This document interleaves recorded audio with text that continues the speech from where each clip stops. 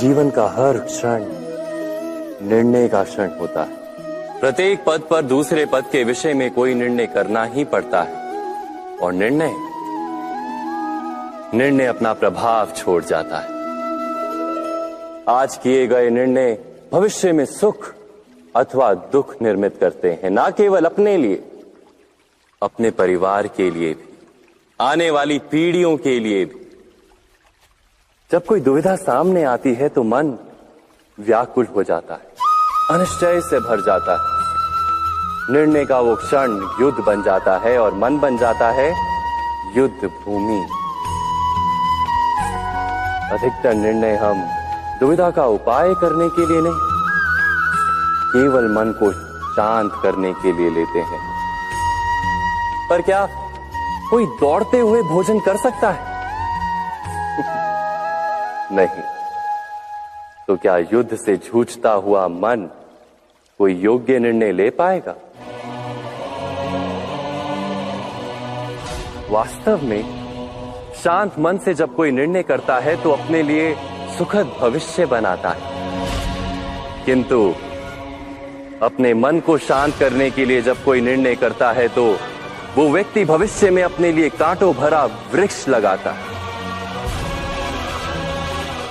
स्वयं विचार कीजिएगा।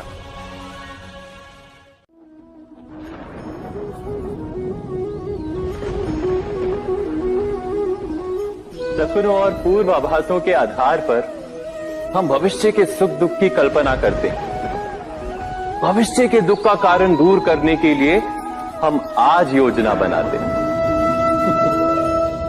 किंतु कल के संकट को आज निर्मूल करने से हमें लाभ मिलता है या हानि पहुंचती है?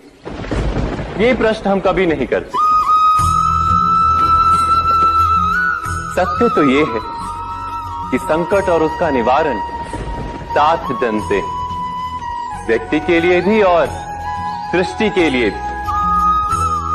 नहीं, आप अपने भूतकाल का स्मरण कीजिए, इतिहास को देखिए। आप तुरंत ही ये जान पाएंगे कि जब जब संकट आता है तब तब उसका निवारण करने वाली शक्ति भी जन्म लेती है। यही तो जगत का चलन है। वस्तुतः संकट ही शक्ति के जन्म का कारण है। प्रत्येक व्यक्ति जब संकट से निकलता है तो एक पद आगे बढ़ा होता है, अधिक चमकता है, आत्मविश्वास से अधिक भरा होता है, न केवल अपने लिए अपितु विश्व के लिए भी। क्या ये सत्य नहीं?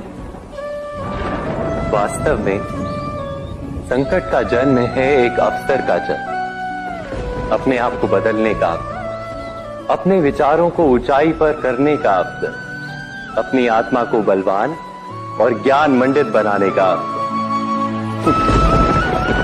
जो ये कर पाता है उसे कोई संकट नहीं होता, किंतु जो ये नहीं कर पाता वो तो स्वयं एक संकट है विश्व के लिए। विचार कीजिए। जीवन में आने वाले संघर्षों के लिए जब मनुष्य स्वयं को योग्य नहीं मानता, जब उसे अपने ही बल पर विश्वास नहीं रहता, तब वो सद्गुणों को त्याग कर दुर्गुणों को अपनाता है। वस्तुतः मनुष्य के जीवन में दुर्जनता जन्म ही तब लेती है जब उसके अंतर में आत्मविश्वास नहीं होता। आत्मविश्वास ही अच्छाई को धारण करता है। ये आत्मविश्वास है क्या?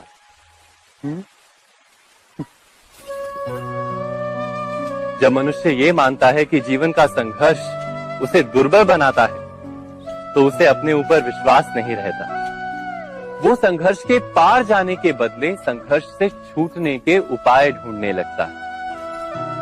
किंतु जब वो ये समझता है कि ये संघर्ष उसे अधिक शक्तिशाली बनाते हैं, ठीक जैसे व्यायाम करने से देह की शक्ति बढ़ती, तो प्रत्येक संघर्ष के साथ उसका उत्साह बढ़ता है। अर्थात आत्मविश्वास और कुछ भी नहीं, मन की स्थिति, जीवन को देखने का दृष्टिकोण मात्र है। और जीवन का दृष्टिकोण तो मनुष्य के अपने वश में होता है। स्वयं विचार कीजिए।